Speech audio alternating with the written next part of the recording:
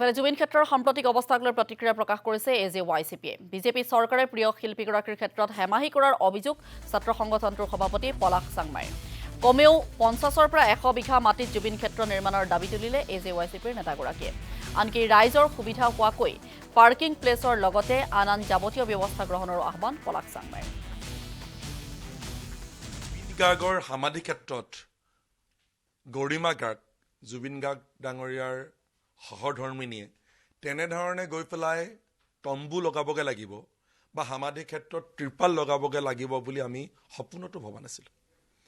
কিন্তু এটা কথা ঠিক, জুবিন গাৰ্গ যিদিনা ছিংগাপুৰত ঢুকাইছে বা মৃত্যু হৈছে বা হত্যা কৰা হৈছে, তাৰ পিছৰ পৰাই চৰকাৰখনে যেনেধৰণে আচলতে এই গোটেই বিষয়বস্তুটো আগবঢ়াই লৈ যাব লাগিছিল, ক'ৰবাত নহয় ক'ৰবাত এটা অনীহা তেওঁলোকে কিন্তু কৰিছে। আমি প্ৰথম পৰাই কৈ আছিলোঁ যে 10 বিঘা মাটিত জুবিন গাৰ্গৰ সমাধি ক্ষেত্ৰ নহ'ব। কাৰণ জুবিন গাৰ্গৰ সমাধি ক্ষেত্ৰত কেনেধৰণে হাজাৰ হাজাৰ মানুহ সমবেত হৈছে আপোনালোকে দেখিছে। এতিয়া বিভিন্ন ধৰণৰ পৰীক্ষা চলি আছে, সেইকাৰণে এইকেইদিন মানুহ কিছু সেৰেঙা হৈছে।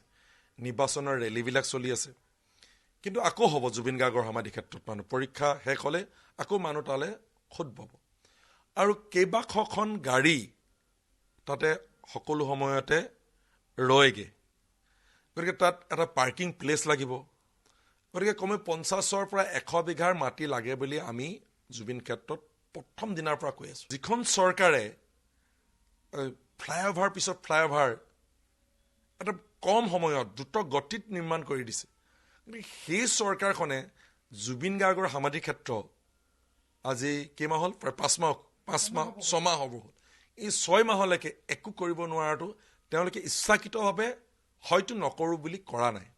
কাৰণ জুবিন গাৰ্গৰ যি আদৰ্শ, সেই আদৰ্শ যদি সঁচাকৈয়ে জীৱিত হৈ থাকে, বহু ৰাজনৈতিক দলৰ, যিবিলাক ৰাজনৈতিক দলে প্ৰধানকৈ ধৰ্ম সম্প্ৰদায় জাত পাত লৈ পেলাই ৰাজনীতি কৰিবলৈ আহে, তেওঁলোকৰ সান্দহ খোৱা বাতিটো ক'ৰবাত নহয় ক'ৰবাত তল